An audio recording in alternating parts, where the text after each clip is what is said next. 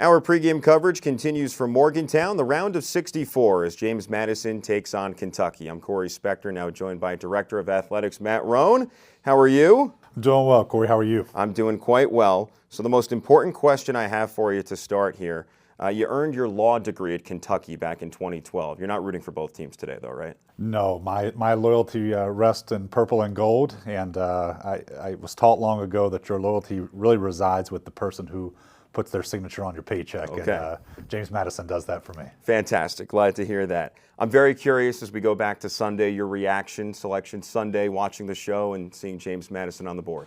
Yeah, it was obviously, I kind of stopped short of saying culmination because you have, the opportunity that is here before us in Morgantown, but it is a reward, right? And I think back to 12 months ago, the heartbreak after going 18-0 in the regular season, really winning that semifinal game against Coastal, I believe, and then to be up and then lose in the heartbreaking fashion that we did against Arkansas State in that championship, to still having the consolation, which was the WBIT, but just seeing the core of that team, right, the staff all return with the mission to avenge that loss and to make sure that we didn't fill this year the way that we did last year. Seeing our name, our logo go up on the video board as part of that selection show was just a lot of pride and pleasure for the people who pour so much into it. Yeah, there are a lot of hardworking people within the program for sure. So 26 wins so far, Sun Belt Championship. What have you enjoyed most about watching this particular group play basketball?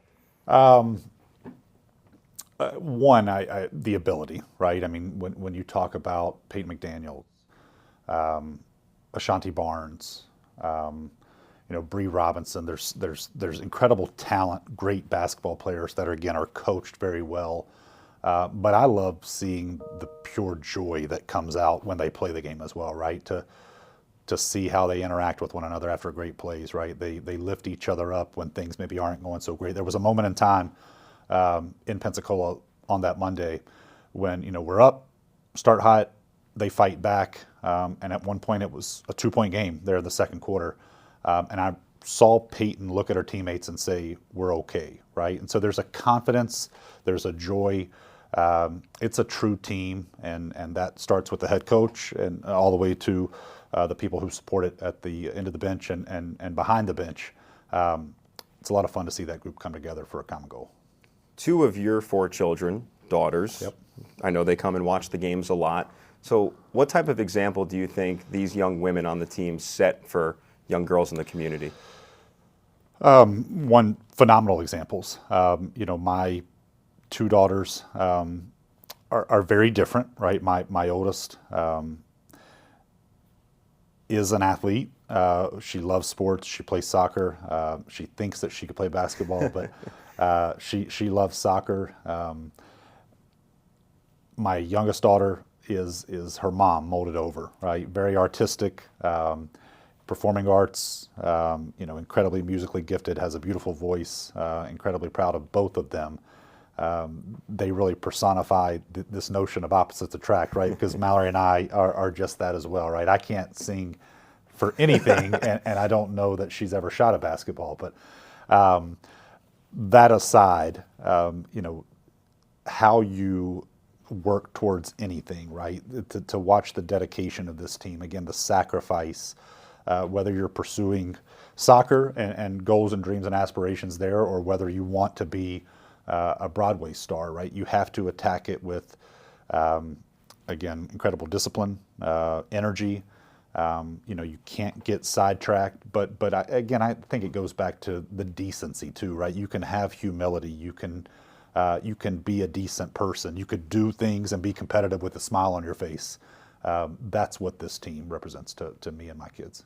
Director of Athletics Matt Roan joining us here on the pregame show leading up to James Madison in Kentucky. It's almost 2 years now on the job for you. You've gotten to know Coach O'Regan very well, of course. He's now been here for 10 years. What do you think makes him so well equipped to succeed in this version of college basketball? Yeah, well, I think I'll answer that question. I'll come back to it. I'll answer it in a different way first. Succeeding here is because he truly loves this place. He is somebody whose reputation precedes him. I'm sure there are a lot of programs around the country, last off season, this off season, that would love to have Coach O'Regan be their head coach. And I have confidence, and you heard him say at the end of the selection show the other night, that I'm going to be back here next year because he loves this place.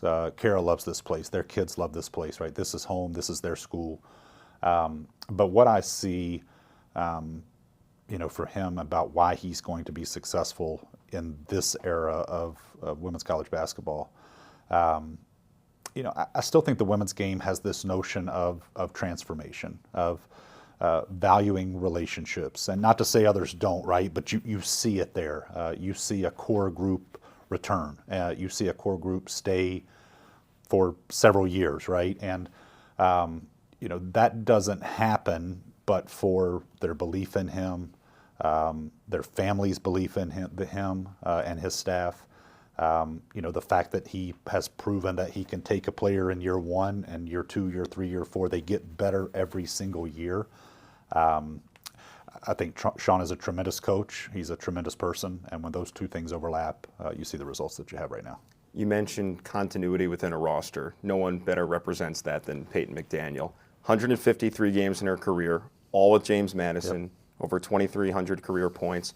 What's the value in your mind of having a player like that commit to this university for 6 years, maybe stave off other offers to go elsewhere and be a true role model in this community? It's rare, right?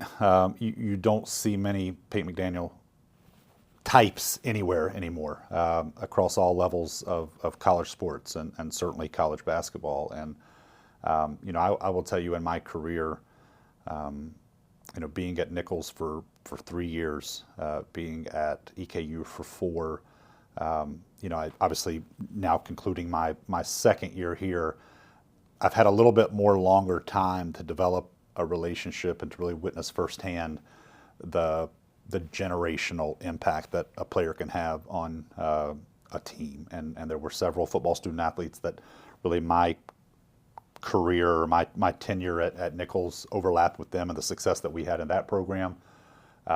There's a young man that comes to mind at EKU who was their version of Pete McDaniel on the men's basketball side that, to this day we stay in very close touch with one another and contact with one another. I've only had 2 years to witness her playing, but beyond just what you see on the court, right? A lethal shooter, somebody that makes the people around her better. Again, I talk about the positivity and the confidence that she brings. I also watch the example that she is, not only to my daughters, but after games, her interactions with the young girls and young fans who are in the crowd. She is what you want a student athlete to be that represents your department, your institution, and I know that she makes a lot of people proud to be associated with JMU because she is. Matt Roan's with us on the pregame show. It's James Madison in Kentucky today in the round of 64. Outside of just JMU women's basketball, you mentioned you were down in Pensacola. Your thoughts on the Sun Belt Championship down in Pensacola, extended to 2030, of course? Yeah, as I told our commissioner, who, again, I know while his body was in Pensacola, I would have to imagine that his mind was in Indianapolis as the men's basketball selection committee chair, and by all accounts, and every critic, right, did a really good job of representing himself and I think certainly our league on that stage. But my opinion is my opinion, but understanding in my job I represent the interest of a lot of different stakeholders. What I hear from the people who travel, the teams, the coaches, is Pensacola is a great city, right? It's sometimes can be a little hard to get to, weather dependent. But once you're there, if you're staying out at the beach or you're staying downtown, the city of Pensacola, you get to that airport and you're kind of walking through the terminal and you see signage that talks about the road to Indianapolis or Phoenix starts right here in Pensacola. And so I think the city has really embraced it. It's obviously a very friendly, very beautiful city, walkable. Again, I talk about the beach. It's who doesn't want to be able to look out at the Gulf and see everything that has to offer. I wish the weather had been a little bit warmer this year than it was, but I think the city has embraced it. It sounds like with what the city has done to the Pensacola Bay Center and what they still plan to do to the Pensacola Bay Center, and talking to the conference staff a little bit about what those investments were going to be or are going to be. There's a lot of optimism that will continue to be a great home for us, that we can grow into that home. And I think, our goal in the next 12 months is to make sure that we're putting the best product that we can on the floor from a women's basketball and a men's basketball standpoint, to where we want our fans there for 3 days, right? We want them there arriving on Saturday. We want them there when both teams play in the semis on Sunday, and we want them there when both teams are cutting down the nets next year on that Monday afternoon and evening. So that's the goal, but Pensacola has been a great home for it so far. Speaking of the success of the program, it's kind of a difficult question to ask, given that the program's made 4 straight title games, now has been to the NCAA tournament twice in the last 4 years. But in your eyes, how does this women's basketball program sustain this level of success, given the ever-changing climate of college hoops? Again, I go back to it's identify, recruit, and develop first and foremost. And I have supreme confidence that Coach O'Regan, he has an eye for talent, and once that talent arrives, he's going to make it better than when it does arrive. And I think because of, again, himself, his staff, the culture that he's created, we have a chance to hang on to that. And so that continuity and developing that talent is key. But we all have a job to do as well, right? How can we resource and equip that program, whether it's, how we travel, right? How we outfit, how we feed, how we do all those things. Obviously, we have the shiny facility that is the AUBC that nobody in our league, really nobody in mid-major basketball, maybe high major basketball, has anything like that.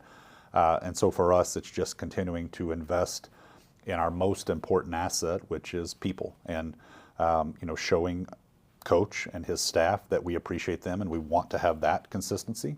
But it's the same thing for our roster as well, right? How can we give ourselves that competitive advantage, that what we're doing to enhance the benefits of that student-athlete experience, we've done it at the very top of not just our conference, but all of kind of our level of basketball. And, we are a very, very, very historic, proud program, and we want to make sure that we're continuing to do just that. Lastly, I don't think you're on Synergy watching all of Kentucky's games like our wonderful staff is, but your thoughts on the game? Optimism.